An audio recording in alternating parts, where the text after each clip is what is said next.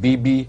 Aasia Bibi is a Christian, Pakistani Christian woman who has been sentenced to death for blasphemy in Pakistan. We're going to discuss on Aasia, then on Aafia Siddiqui as well a little bit. There are going to be a lot of legal points. I have two great gentlemen with me here tonight to discuss on this topic. My first very good honorable guest is Taha Qureshi. Taha Qureshi is a CEO, Stockwell Green Community Services, London, and a chair of Forum for International Relations Development UK. Qureshi Sahab, assalamu alaikum and welcome to the program. It's a pleasure to have you here. Same here, same here. My second honorable guest is Akbar Chaudhry, who is an advisor and a spokesman for the KNA, which is a Khatm-e-Nabuwat Academy, London. Akbar Chaudhry Sahab, assalamu alaikum and welcome to the program. Wa alaikum assalam, Janab. It's a pleasure to be here. It is a pleasure to have you both gentlemen here in this program. First of all, we're going to start off with the case of Aasia Bibi, who is a poor Christian Pakistani woman, and she's been sentenced to death by the Pakistani local court in Punjab. What is your view on this, Qureshi Saab? That do you think that it is a fair, she went to the fair trial, or is it an unfair trial that she went to and she's got this sentence? Well, first of all, thank you very much, Riyaz Saab, inviting us to this program. I think it's not as simple as you have put it. It's quite a complicated case. And the issue is multidimensional. We ought to look at the case itself as well as the law that has been used to imprison this lady. As far as the first information report or the FIR that has been lodged in the police station, which my colleague will be showing you shortly, it clearly states that Aasia accepted that she had committed blasphemy. When someone accepts that he or she has done something, then the judge is bound to accept that, particularly when judges have some evidences as well. If the witnesses are already in the court and the person who has committed that crime, he or she accepts as well, then judge has no choice but to sentence the person. That is one aspect. Second aspect is, did she really do that or not?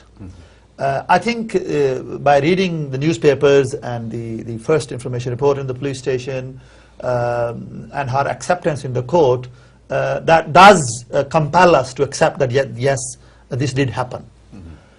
Thirdly, the law itself. Now, there are many laws in the world. If you look at the UK, there are some terrorism acts here, which quite significant number of people, even some parliamentarians in the United Kingdom, they do not accept that these laws are humanitarian. Certain aspects of the law. Exactly, right, okay. Exactly. Therefore, I think the law itself has been passed by the Parliament, and now it's only the Parliament that can repeal that law. Sure. So during this discussion, I think we'll go through these four main points, and then we'll be able to examine it at the end whether this is right or wrong and what should happen. Fantastic. Akbar Chaudhry, being a member of the Khatm-e-Nabuwat Academy and the advisor of the Khatm-e-Nabuwat Academy London and a spokesperson, what is your view on this, what Qureshi Saab just said? Is it a fair or unfair trial, or do you have your view? Different from Qureshi Saab's? Yeah, I mean, I agree with most of what he says, but I would like to qualify with a few things here. I don't think it's for us to judge whether it's fair or not fair. The process is still ongoing. The legal process is still ongoing here. And as he said, I would like to show you the first... That's the FIR. Yeah, the first information report. We're going to need a close-up a little bit. I think it's from over that case. If you could hold it up again. Oh, okay. Sure. There you go. In a moment, I think you're going to get the close-up. And we have studied the case in depth. Yes, once more, please. Can you show that to the... Okay, sure. Here you go. And just keep it there for a moment. Yeah, keep it straight. we have studied the case in depth, and we have seen that some parts of the case That's fine. do have a bit of an issue with that. I mean, she did admit on the 19th of June that this had happened, but she was expecting It was to the 19th of June last year. Yes, of 2009, and she was expecting to be pardoned. The actual incident happened on the 14th of June, and 5 days after that, she was expecting to be pardoned if she admitted it. But her admittance in the village became part of the case against her on the same day. And then when the case went on to the Sessions Court, she said, well, there was just hot words exchanged, and the rest of the case is fabricated. This is her defense attorney's position. Now, the session judge, in pronouncing the decision or pronouncing the sentence, has said that this is pursuant to the review by the Lahore High Court, and the appeal the appeal should be filed soon, or has been filed already with the Lahore High Court. Now, this law, the blasphemy law, the government of Pakistan has put safeguards on this law, that it should not be, a case should not be registered unless an SP is involved, a superintendent of police is involved, and also approval has to be obtained from the provincial and federal government, and those are also grounds for appeal in this case. So although the blasphemy law or other such laws in countries that protect the majority, Pakistan being a 96% Muslim country, such laws that protect the majority are there, but they have to be used very judiciously and in the right circumstances. For example, in India, because of a Hindu majority, you might not slaughter a cow in public, you know. Sure, yes. It tends to hurt the feelings of the Hindu majority. Yes. Exactly. So the laws are there for a specific purpose, and we should be careful that we don't throw the baby out with the bathwater, you know, the proverbial bathwater. But in this case, whether she said what she said, or whether she's guilty or she is not guilty, again, the prosecution and the punishment should be proportional. She's already been in jail for a year and a half. She's a Pakistani citizen. She is a sister, Pakistani sister to us, just like Aafia Siddiqui was, you know. And one of the salient points in that report in the session judge was that the Christian community has been living in that village, Itawala, since partition, since 1947. Since the creation of Pakistan. Since the creation of Pakistan, the Christian community and the Muslim community have been living together in harmony and peace, and no such incident has happened there over the last 65 years. Well, I think in the entire in Pakistan, entire country where there are minorities, religious minorities, for the last 60-odd years, they have been living in harmony and peace. The part of Pakistan where I come from, there are lots of Christians there. We have churches, we have the Christian schools. So far, there were no problem. You know, just recently, a lot of problems have begun. I think this all began after 9/11. I don't know, maybe that is the cause. 9/11 is the cause for all this problem. God knows best. She has asked for pardon. She has asked to be pardoned, Qureshi Saab. And her case is actually gone to Asif Ali Zardari for review. Do you think that she is going to be pardoned, or should she be pardoned? What is the view of the majority of Pakistanis? There are circles in Pakistan that doesn't want her to be pardoned. There is a circle that would want her to be pardoned. Well, as a matter of fact, there's a process. The case went to the session judge, and session judge is a kind of lower courts, and this is where the decision has been made. And then the second step is to go to the High Court. When the High Court decides, then the third process is to go to the Supreme Court then, and then the President comes in. Now, at this stage, I think we are really jumping the guns here. We ought to leave the courts to decide. And I've always said that these kind of issues, Western countries, they're always taking a great interest to poke the fingers into the other countries' matters. I think there is a law there, whether it's right or wrong. As I always give example, the Terrorism Act here, there are many countries, they don't accept that this is the right law, or the human rights have been taken care of in this law. The human rights activists, they have been always opposing this law. Many parliamentarians have been opposing this law. But because the parliament has approved this law, passed this law, therefore this is the law of the land. Now if someone wants to To change it, that has to go through the process. Now, as far as the blasphemy law is concerned, I think the people need to convince the parliamentarians, the Parliament of Pakistan, which is a sovereign body. It's a sovereign country. I think this needs to be put to the Parliament whether this law should be changed or not. That's one. Secondly, leave it to the High Court. Instead of us having all these demonstrations and talking beforehand. There are massive rallies taking place in Pakistan and people chanting all sorts of slogans. Well, I think that's ignorance, really. I think we should leave this to the High Court and then the Supreme Court. Let them decide on merit. If you look at the number of cases, I have some statistics here. More than 490 people who were convicted under this law, they were Muslims. Christians are only probably 190 or something like this. Let me just remind the viewers the phone lines will be open after in the second half of the program, and you can take part in this discussion, whether you want to speak in Urdu or English or whatever. You're most welcome to do that. So in the second part, the phone lines will be open, and we request that you take part in this program as well. Akbar Chaudhry, what is the difference between these three cases? As we know, the case of Sulaiman Rushdie, there was a fatwa issued over him for blasphemy. Then we have Aafia Siddiqui, then Aasia Bibi. How would you differentiate these three cases? First of all, the difference between this poor Christian, our sister, Pakistani Christian sister as in humanity, and the difference between her case and the case of Sulaiman Rushdie, then Aafia Siddiqui. You choose me to ask the most tough question here. I think you look like a person who can answer the most toughest question. I will try to differentiate between these cases and also show their similarity.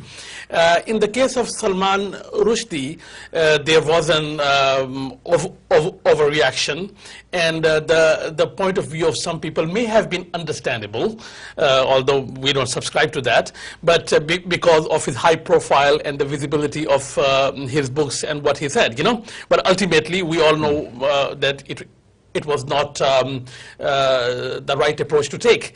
In the case of Aasia, she is a poor village woman, 45 years old, not very not a very bright lady, educated, or nor she's an influential person. Exactly, not very educated, and she says that there isn't even a church in that village, and she doesn't even know about much of theology and religious differences and things like that. But if she has committed a crime, according to the laws of that country, the prosecution and the punishment should be proportionate to that crime. So these are the main differences between these two cases. And then the case of Aafia Siddiqui is at a human level. So you can compare Aasia and Aafia at a human level, that Aafia Siddiqui was also a mother of children. She was also born in Pakistan, from Pakistani origin, and she was put in jail incommunicado.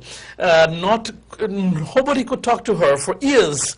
We didn't know where she was, what were the charges against her, and although she has not been sentenced to death, she's been sentenced to 86 years for drawing a gun. She's a slight woman for drawing a gun on U.S. Marines, which sounds very implausible, you know.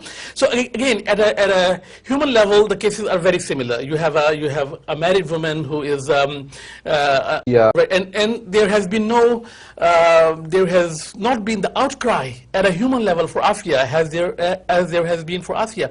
So I mean, both cases deserve. You mean that the voices are much louder for Aasia than they are for Aafia? Or at least we hear them. Yes, we hear them. Yes, that's right.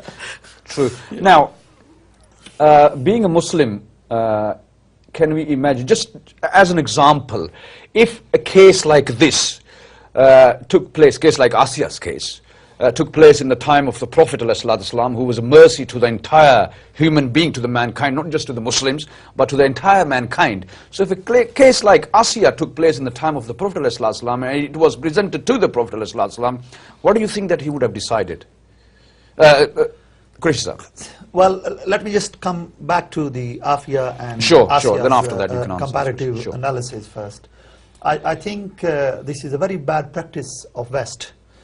When it is something to do with the minorities in Pakistan, in West we are very active, and we go out of the way to protect human rights, and we become the champions of human rights. When it comes to the Muslims, unfortunately, no matter what happens in Abu Ghraib prison or Guantanamo Bay or the or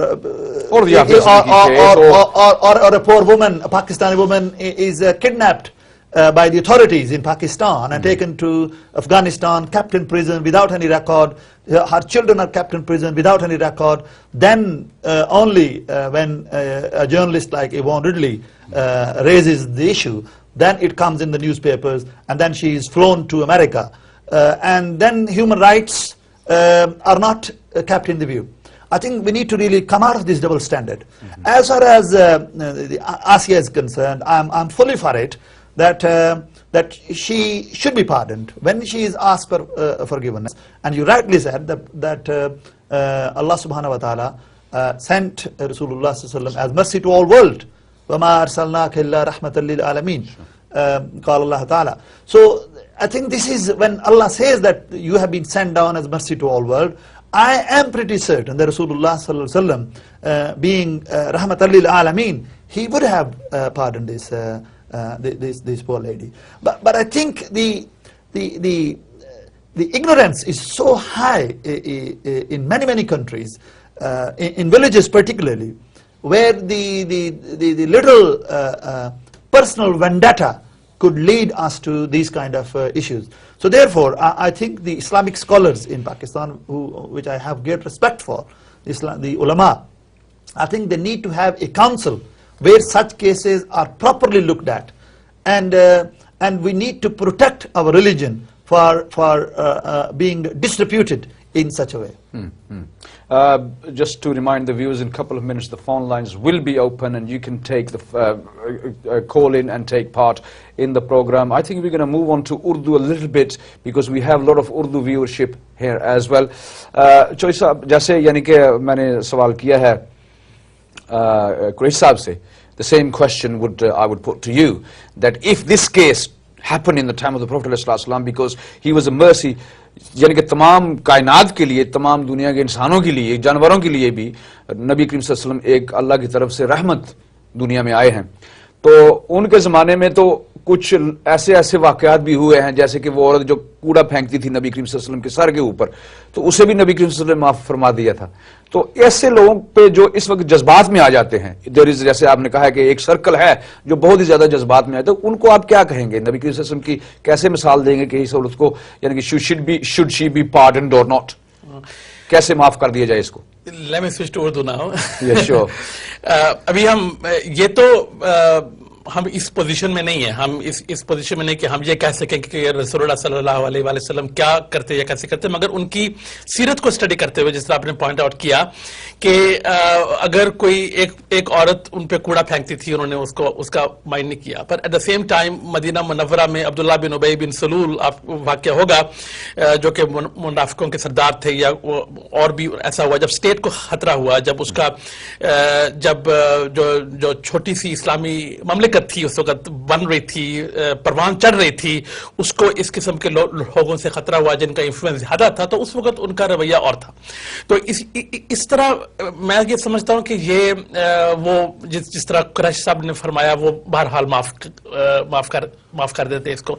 जहां तक बाज हलकों का ताल्लुक है, पाकिस्तान में बाज उलमा का ताल्लुक है, वहां पे वन अपमैनशिप होती है थोड़ी सी, हमारे लोगों में है, खासकर I am from the same country, I was born there, मैं पाकिस्तान में पैदा हुआ था. एक वन अपमैनशिप होती है कि मैं क्यों पीछे हटूं, ठीक है, तो वो एक कदम आगे जा रहा है तो मैं भी एक कदम आगे जाऊं. वहां पे हमारे जो ठंडे जहन हैं, जो हमारे सीनियर मोस्ट उलमा हैं, उनको चाहिए कि ये इसको कहे नहीं, calm down, let's think of it, let it go through the process. एक मुकदमा चल रहा है, अभी वो हाई कोर्ट में जाएगा, और सेशन जज ने साफ लिखा है कि हाई कोर्ट के रिव्यू के बाद सेंटेंस इंप्लीमेंट हो, उसके बगैर इंप्लीमेंट ना हो, ठीक है. तो वहां पे हमारे जो उलमा, जो सबसे बड़े उलमा हैं, उनको इस वक्त जो है वो थोड़ा सा काम डाउन करवाने की जरूरत है. जी, फोन लाइंस खुली हैं, आप भी फोन उठाएं, नंबर मिलाएं और इस प्रोग्राम में हिस्सा लें. اسلام جو ہے یہ تو ایک اللہ کی رحمت ہے. So Islam does not teach people to become aggressive. It's a very tolerant religion. So I think that we need to show what real Islam is. It's a very tolerant religion. اور جی کوئی صاحب آپ کچھ فرمانا چاہتے ہیں؟ جی دیکھیں، یہ جیسا کہ میں نے پہلے کہا کہ میرا تو یہ یقین ہے کہ حضور علیہ الصلوۃ والسلام کے اندر اللہ نے جو بھی صفات رکھیں، رحمت للعالمین جو ان کو بنایا گیا، یہ ان کی بہت ہی ایک اعلیٰ کوالٹی تھی. تو یہ کوالٹی سب پر حاوی آئے گی، یہ میرا ایمان ہے. کیونکہ رسول اللہ صلی اللہ علیہ وسلم کے ساتھ مکہ میں کیا ہوا، ان کا جس شہر میں وہ پیدا ہوئے، جہاں ان کی امی جان دفن، جہاں ان کے ابا جان دفن، جہاں ان کا پورا خاندان دفن، اس شہر سے ان کو باہر نکال دیا گیا. ان کے اوپر کیا کیا ظلم نہیں کیا گیا. لیکن وہی لوگ جنہوں نے ظلم کیا، ابو جہل کی بات دیکھیں. ابو جہل جب وہ گڑھے میں گرا ہے تو پھر بھی اس کو ہاتھ ڈال کے وہاں روشنی پیدا کی کہ اس کو اس گڑھے سے نکال سکے، جس نے اتنا ظلم کیا. جب ان کے حضور علیہ الصلوۃ والسلام کے پاؤں خون سے بھر گئے تو جب جبرائیل علیہ الصلوۃ والسلام آئے تو انہوں نے کہا کہ اللہ نے مجھے بھیجا کہ اگر آپ چاہیں تو میں ان پہاڑی کے درمیان ان کو کفار مکہ کو مار دوں سب کو.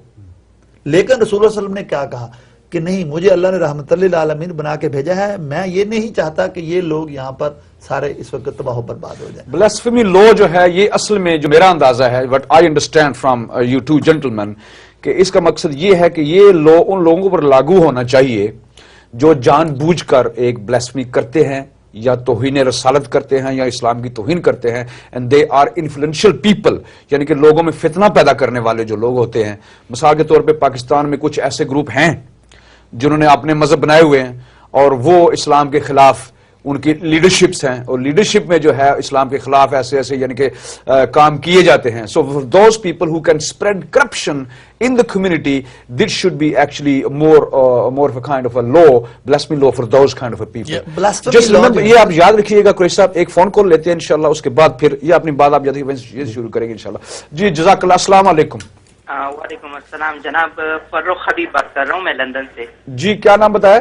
فروخ حبیب بات. فروخ حبیب صاحب، جی جناب فرمائیے.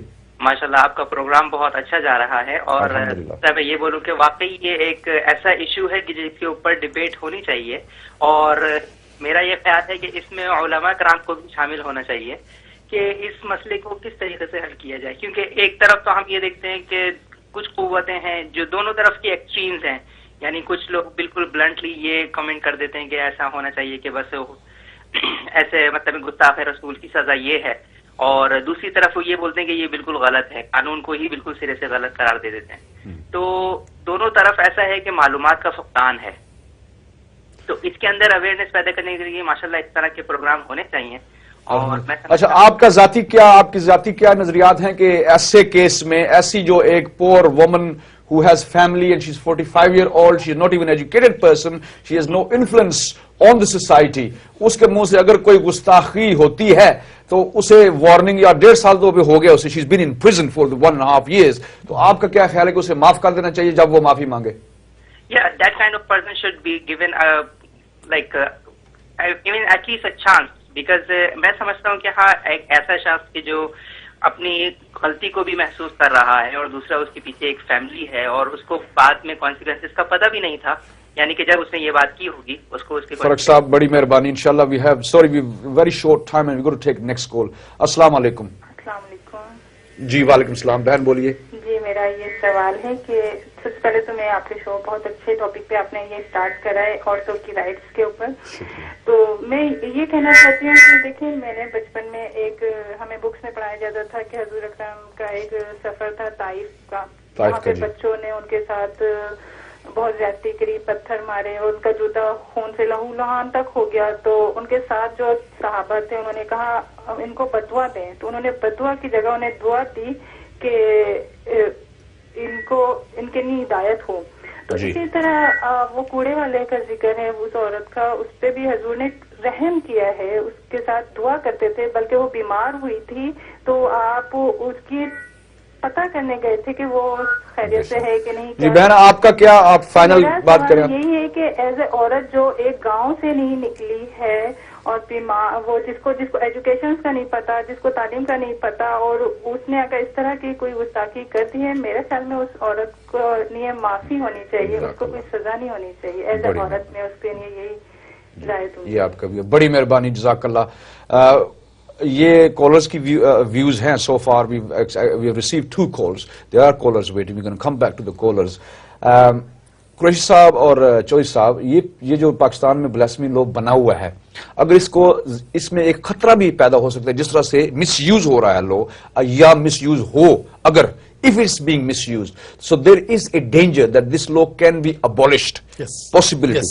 اگر یہ law abolished ہو جائے تو پھر پاکستان کے جو مسلمان میجورٹی ہے انہیں اس سے کیا نقصان یا خطرہ پیدا ہو سکتا ہے؟ میں اس کی مثال آپ کو ایسے دوں گا کہ انگلستان میں بھی ایک بلاسفیمی کا قانون تھا ابھی 3-4 سال پہلے فنش ہوا, مگر ناردرن آئرلینڈ میں ابھی بھی ہے.